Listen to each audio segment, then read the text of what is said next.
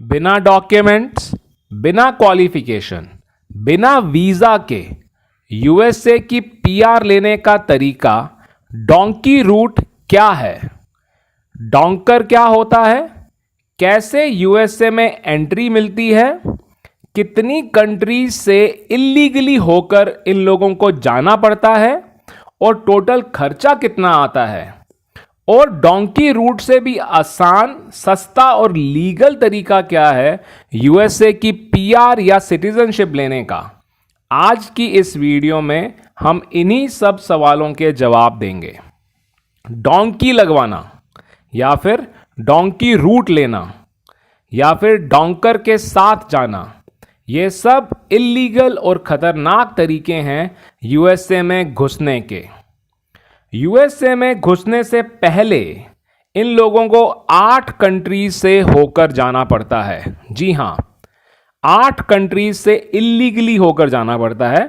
इसमें से सबसे पहली कंट्री है इक्वाडोर, उसके बाद आती है कोलंबिया, फिर पनामा, उसके बाद कोस्टा रिका, फिर निकारागुआ, फिर होंडुरास, फिर ग्वाटेमाला, फिर मैक्सिको और 9वीं कंट्री है यूएसए। जी हां, मैक्सिको का बॉर्डर इलीगली क्रॉस करके आखिर में ये लोग यूएसए के अंदर एंटर कर जाते हैं।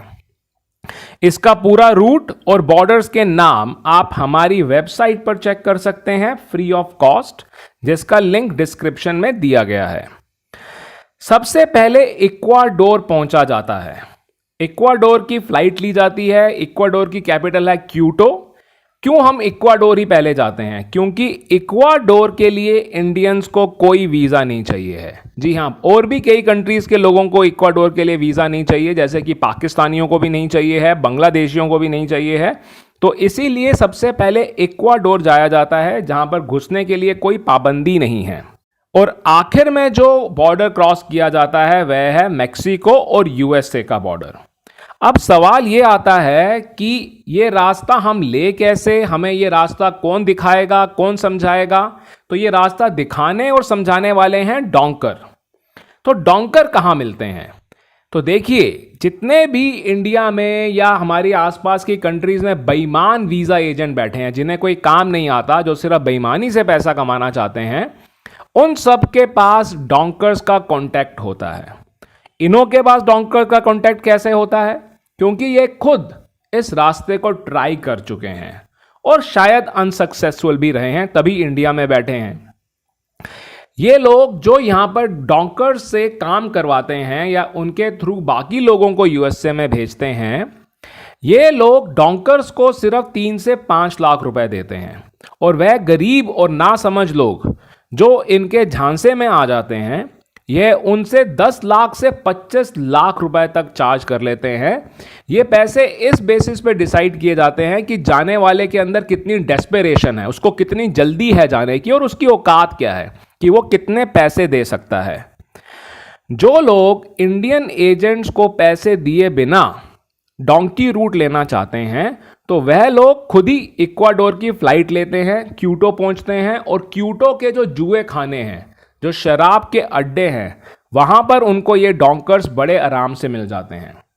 अगर कोई इंडियन जुए खाने में बैठा है या शराब के अड्डे पर शराब पी रहा है, तो ये डोंकर खुद ही इन्हों को कांटेक्ट कर लेते हैं। अब सवाल आता है कि इस तरह इलीगली यूएसए में घुसने से इन्हें यूएसए की पीआर या फिर सिटीजनशिप कैसे मिल जाती है? दरअसल यहां पर आपको यूएसए के कानून को समझना पड़ेगा। यूएसए का कानून कहता है कि कोई भी बेसहारा, लाचार, जो अपने देश में तरक्की नहीं कर सकता, जिसकी डेवलपमेंट वहां पर नहीं हो रही है किसी भी कारण से, या फिर वो अपने देश में जिंदा नहीं रह सकता, तो यूएसए के कानून के अनुसार यूएसए का फर्ज बनता है कि ऐसे लोगों को शरण दे। तो ये लोग यूएसए पहुंचकर शरण मांगते हैं। अब शरण जब मांगी जाती है तो क्या इन सबको शरण मिल जाती है? जी नहीं, सिर्फ 10% लोगों को ही शरण मिलती है। बाकी लोगों को यूएसए की गवर्नमेंट फ्री ऑफ कॉस्ट हवाई जहाज में बिठाकर वापस इंडिया भेज देती है।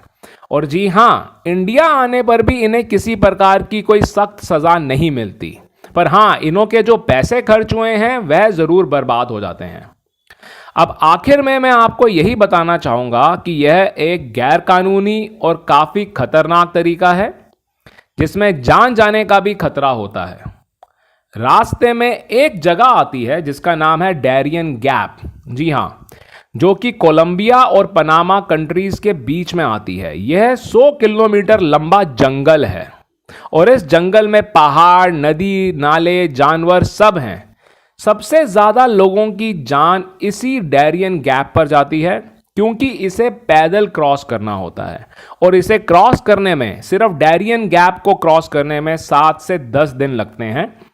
और जो पूरा सफर है इक्वाडोर से यूएसए का, इसको कंप्लीट करने में कई बार 1 महीने से 6 महीने भी लग जाते हैं। उसी के अनुसार पैसे भी खर्च होते हैं, उसी के अनुसार खतरा भी है और हर कंट्री के बॉर्डर पे जान जाने का खतरा होता है, पकड़े जाने का खतरा होता है। जरूरी नहीं है कि आप यूएसए ही पहुंचेंगे वही आपको वापस भेजेंगे। अगर आप इक्वाडोर और पनामा के बीच में पकड़े जाते हैं तो वहां की गवर्नमेंट भी आपको वापस भेज देगी। हमारी सलाह सभी को यही है कि डोंकी रूट वाला रास्ता ना अपनाएं। यूएसए का वीजा लगवाने के और बहुत सारे तरीके हैं, जी हां, बहुत सारे लीगल तरीके हैं। यूएसए का वीजा बिना किसी डॉक्यूमेंट के भी लगवाया जा सकता है। जी हां, आपकी जो भी क्वालिफिकेशन है, आपके पास पैसे हैं नहीं हैं, इन सब को ध्यान में रखते हुए मैं आपको बता रहा हूं, चाहे आप जो भी हैं, यूएसए का वीजा बिना किसी डॉक्यूमेंट के भी लगवाया जा सकता है लीगली, पर आपको प्रोसेस फॉलो करना होगा और उस वीजा के बेसिस पर पीआर और सिटीजनशिप भी ली जा सकती है।